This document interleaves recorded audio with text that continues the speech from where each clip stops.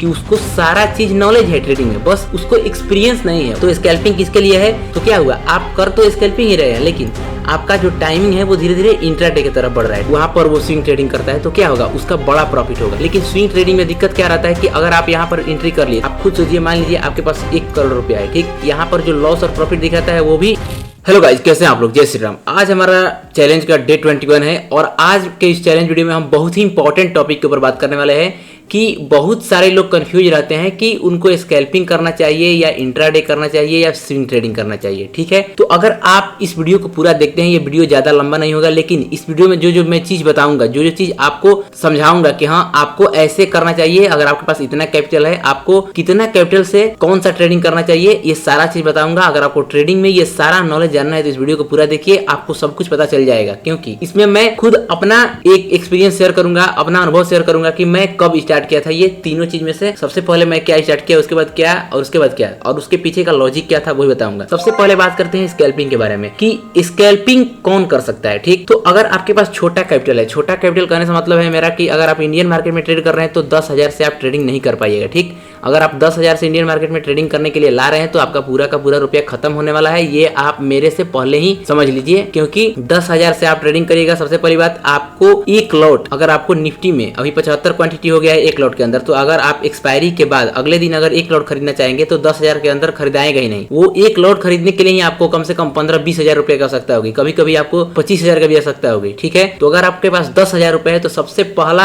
आपके लिए कौन सा चीज है, कौन सा ट्रेडिंग बेस्ट है वो बताऊंगा। आप वीडियो में वेट करिए कि कैसे आप इस 10,000 को पहले 2-3 महीना में 20,000 या 30,000 तक पहुंचाइए। उसके बाद फिर आप अपने उस 3 महीने के दौरान बहुत सारा चीज सीख जाएंगे, तब आपको कौन सा ट्रेडिंग करना है। ठीक, तो इसीलिए बोल रहा हूँ ये पूरा वीडियो ही इंपॉर्टेंट है और चैनल को सब्सक्राइब कर लीजिए, क्योंकि ये जो सीरीज है ये पूरा सीरीज ऐसा है कि ऐसा सीरीज पूरे YouTube पर अभी तक अपलोड नहीं है। ठीक है, तो अब बताता हूँ स्कैल्पिंग के बारे में। तो जितना भी लोग 10,000 से स्कैल्पिंग करने का सोच रहे हैं वो इस बात को अभी ये निकाल दे कि वो 10,000 से ट्रेडिंग करके पैसा बना सकते हैं स्कैल्पिंग में ऑप्शन ट्रेडिंग करके। ठीक है, तो नहीं बनेगा। स्कैल्पिंग किसके लिए है? जिसके पास कम से कम इंडियन मार्केट के लिए 50,000 रुपए है, यानी जिसके पास 50,000 रुपया है वो स्कैल्पिंग कर सकता है। कैसे? मान लीजिए आपके पास 50,000 रुपया है और आप ट्रेडिंग में नया नया है, तो आप क्या करेंगे, आप जब भी ट्रेड लीजिएगा तो उसे बड़ा होल्ड नहीं कर पाइएगा। तो स्कैल्पिंग किसके लिए बनाया गया है? जो ट्रेडिंग में बिगिनर है।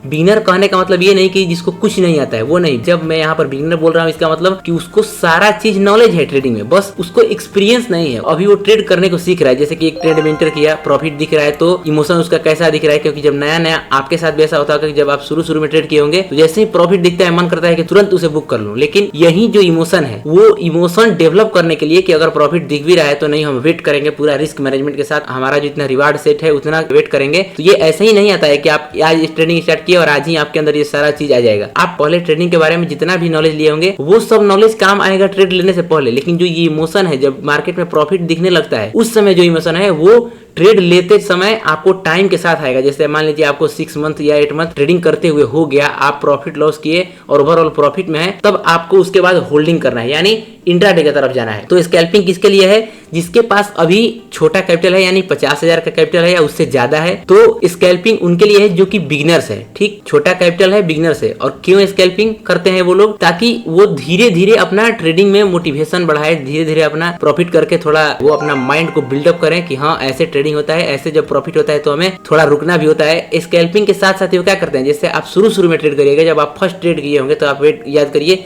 कि कितना सेकंड तक ट्रेड होल्ड किए होंगे। बहुत सारे लोग ऐसे होंगे जो जैसे ही फर्स्ट ट्रेड एग्जीक्यूट किए तुरंत 1 मिनट के अंदर ही निकल गए होंगे। क्यों? क्योंकि उस समय आपको क्या रहता है कि हमको प्रॉफिट या लॉस, आप दोनों में से किसी से अवगत नहीं होते हैं कि हाँ भाई क्या हो रहा है। जैसे ही आपको लॉस दिखता है आप बुक कर लेते हैं, और जैसे ही प्रॉफिट दिखता है छोटा सा आप बुक कर लेते हैं। क्यों?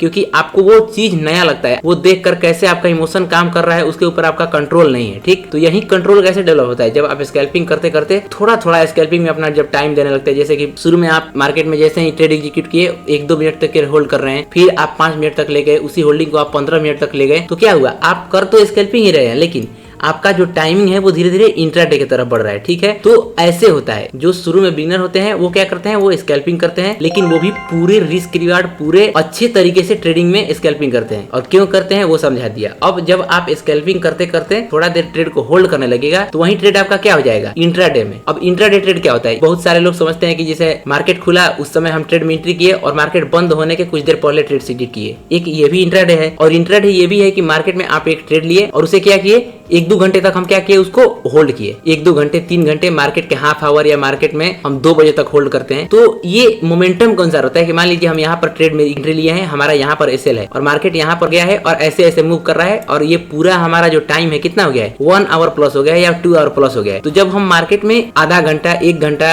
या 2 घंटा 3 घंटा ट्रेड को होल्ड करते हैं तो वो ट्रेड हमारा क्या कहलाता है, इंट्राडे ट्रेडिंग। तो ये कैसे आएगा, आप शुरू में फर्स्ट ट्रेड से ही इंट्राडे नहीं कर पाइएगा। क्यों, क्योंकि आपका इमोशन उस तरीके का नहीं है। जब आपको छोटा सा प्रॉफिट दिखेगा आप बुक कर लीजिएगा, आपको छोटा सा लॉस दिखेगा आप बुक कर लीजिएगा। तो आप स्कैल्पिंग करते करते धीरे धीरे स्कैल्पिंग में होल्डिंग करते करते आप क्या करेंगे, आप 15 मिनट 20 मिनट होल्डिंग करते करते उस होल्डिंग को बड़े होल्डिंग की तरफ ले जाएंगे। यानी मार्केट में हम बड़े टाइम फ्रेम तक रुकेंगे। कैसे लोग बोलते हैं कि होल्ड योर विनर, यानी जब तक मार्केट में आपका प्रॉफिट चल रहा है तो हम रुके हैं कि क्या पता और आगे जा सके। अगर प्राइस एक्शन हमारे अनुसार मूव कर रहा है, हमें दिख रहा है कि चार्ट यहाँ से अभी और ऊपर जा सकता है, तो हम वहां पर एग्जिट क्यों करें। ऐसा इमोशन कब बनता है, जब आपको स्कैल्पिंग करते हुए कुछ टाइम हो जाता है, स्कैल्पिंग में आप समय देने लगते हैं। मतलब कर तो आप स्कैल्पिंग रहे थे लेकिन उसमें भी आप क्या करते हैं, थोड़ा थोड़ा वेट करते हैं, मार्केट में थोड़ा ट्रेड को होल्ड करते हैं। तो वो क्या कहलाता है, इंट्राडे ट्रेडिंग। आपका इमोशन इतना अब हो चुका है कि अगर आप एक ट्रेड ले रहे हैं तो उसे वेट करने का तरीका आ गया है कि जब तक हमारा एसएल नहीं जाएगा तब तक मैं नहीं निकलूंगा, या हमको रिवार्ड नहीं मिलेगा तब तक नहीं निकलूंगा। मान लीजिए यहाँ पर रिवार्ड है, यहाँ पर एसएल है, तो अगर मार्केट यहाँ पर मूव भी ऐसे ऐसे कर रहा है तो हमको एग्जिट नहीं करना है। ये कैसे आएगा, आपको जब स्कैल्पिंग करते करते थोड़ा टाइम आ जाएगा, मार्केट में थोड़ा एक्सपीरियंस होगा, तब आप ऐसा शिफ्ट करेगा, ऐसा इमोशन बनेगा, ऐसा डिसिप्लिन बनेगा। तो उस ट्रेडिंग को क्या बोलते हैं हम, इंट्राडे ट्रेडिंग। कि आप मार्केट में जब किसी ट्रेड को ज्यादा देर तक होल्ड किया, यानी 1-2 घंटा से ऊपर होल्ड कर रहे हैं या 1 घंटा भी होल्ड कर रहे हैं, तो वो क्या है, मार्केट में इंट्राडे ट्रेडिंग कहलाता है। ठीक, अब स्विंग ट्रेडिंग। स्विंग ट्रेडिंग कैसे करना होता है, जैसे कि मान लीजिए कोई ट्रेडिंग में प्रॉफिटेबल है, ठीक, वो प्रॉफिटेबल है, लेकिन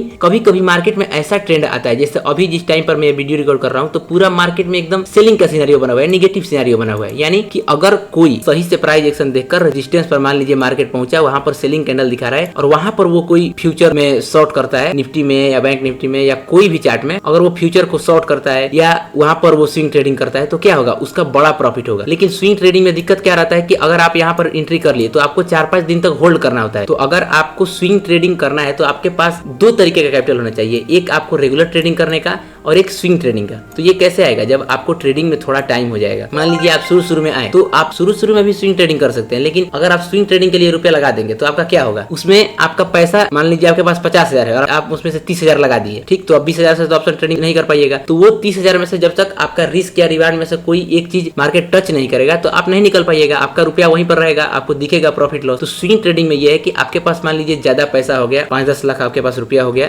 और आपको मार्केट में एक क्लियर ट्रेंड दिख रहा है कि मार्केट में एक बुलिश ट्रेंड है या बेरिश ट्रेंड है, तब आपको क्या करना होता है, वहां पर एक हमें लेवल पर, अगर मार्केट बुलिश है तो सपोर्ट पर हमें कैंडल देखकर वहां पर कैसे एंट्री किया जाता है, सपोर्ट रेजिस्टेंस पर, मैं उसके ऊपर वीडियो अपलोड कर चुका हूं, आप जाकर प्लेलिस्ट में देखिएगा, ठीक है। तो ऐसे सिनेरियो में जब मार्केट में हमें एक ट्रेंड क्लियर कट नजर आ रहा है कि मार्केट में अभी बुलिश ट्रेंड चल रहा है या चलने वाला है कुछ दिनों तक, तो ऐसे सिनेरियो में हम क्या करते हैं, स्विंग ट्रेडिंग पकड़ते हैं और उस ट्रेंड को होल्ड करते हैं 5 दिन, 10 दिन, 1 महीना, जितना दिन हो सके, जितना दिन हमें लग रहा है कि हाँ प्राइस एक्शन अभी हमारे फेवर में है, तो उतना दिन हम उस ट्रेड को होल्ड करते हैं। ठीक, तो आपको समझ में आ गया कि हम स्विंग ट्रेडिंग कब करते हैं, इंट्राडे कब करते हैं और ये जो स्कैल्पिंग है कब करते हैं। तो स्कैल्पिंग हमें तब करना होता है जब हम मार्केट में नया नया है और हमें धीरे धीरे अपना इमोशन बिल्डअप करना है। जैसे जैसे हम स्कैल्पिंग करते करते हमारा टाइम होगा, हम तुरंत इंट्राडे में क्या हो जाएंगे, हमारा माइंडसेट इंट्राडे की तरफ हो जाएगा। अगर आप अपने डिसिप्लिन के साथ पूरे अच्छे तरीके से ट्रेडिंग करिएगा तब ऐसा होगा, ठीक, नहीं तो आप स्कैल्पिंग ही करते रह जाइएगा। आप खुद सोचिए, मान लीजिए आपके पास 1 करोड़ रुपया है, ठीक, तो जब आपके पास 1 करोड़ हो जाएगा तो यहाँ से आप सेकंड में हर एक सेकंड ट्रेड में एंट्री और एग्जिट नहीं कर पाइएगा, क्योंकि यहाँ पर जो लॉस और प्रॉफिट दिखाता है वो भी अलग तरीके का होता है, वो भी बड़ा अमाउंट होता है। ऐसे सिचुएशन में क्या करेंगे, आपको एक ऐसा ट्रेडिंग स्टाइल चाहिए जो कि हम एक ट्रेड में एंट्री किए, यहाँ पर मेरा फिक्स एसएल लगा दिए, यहाँ पर टारगेट लगा दिए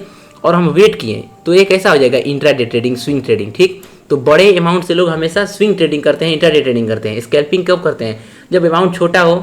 अब स्कैल्पिंग ऐसा नहीं कि 5-10 लाख से स्कैल्पिंग नहीं किया जाता है, बहुत सारे लोग करते भी है, तो वो अपना उस तरीके का माइंडसेट बनाए हैं। वो कैसे बनता है, वो होल्डिंग भी करते हैं, वो स्विंग ट्रेडिंग भी करते हैं, तभी बनता है। ठीक है, ट्रेडिंग जब आप करते करते आपको ज्यादा टाइम हो जाएगा, तब आपको ये चीज खुद ही अनुभव हो जाएगा कि हाँ हमें अब कब कौन सा ट्रेडिंग करना है। ठीक है, तो आपको समझ आ चुका होगा कि हम स्विंग ट्रेडिंग कब करते हैं, इंट्राडे ट्रेडिंग कब करते हैं और स्कैल्पिंग ट्रेडिंग कब करते हैं। ठीक, तो ये था क्या कि आपके मन से कंफ्यूजन दूर हो जाए कि हमें कौन सा अभी ट्रेडिंग करना है। तो आप अपने हिसाब से देखिएगा, और हाँ मेरे तरफ से बिल्कुल भी रिकमेंडेशन नहीं है कि आप ट्रेडिंग करिए। क्यों? क्योंकि ना मैं आपको रिकमेंड करता हूँ, ना आप किसी को रिकमेंड करिएगा। ठीक है, तो आपको ये अपना खुद डिसीजन लेना है। मेरा काम था समझाना कि अगर कोई सोच रहा है, कोई अगर इस टॉपिक को सोच रहा होगा तो वो देखकर वीडियो समझेगा कि उसको कुछ आइडिया मिलेगा कि हाँ मुझे क्या करना चाहिए। डिसीजन उस आदमी का खुद का होना चाहिए। ठीक है, तो अगर आपको इससे आने वाला वीडियो में जो एसएमसी का सीरीज स्टार्ट होने वाला है, अब आगे जो हमारा फेज 3 होगा स्मार्ट मनी कंसेप्ट का होगा, तो उस स्मार्ट मनी कंसेप्ट में जो एसएमसी का हम सीरीज सीखेंगे उसमें पूरा चीज मैं डिटेल में बताऊंगा, पूरा स्मार्ट मनी कंसेप्ट पूरा समझाने वाला हूँ। तो आप चैनल को सब्सक्राइब कर लीजिए ताकि आपसे एक भी वीडियो मिस ना हो उस सीरीज का। ठीक है, मिलते हैं आपसे नेक्स्ट वीडियो में,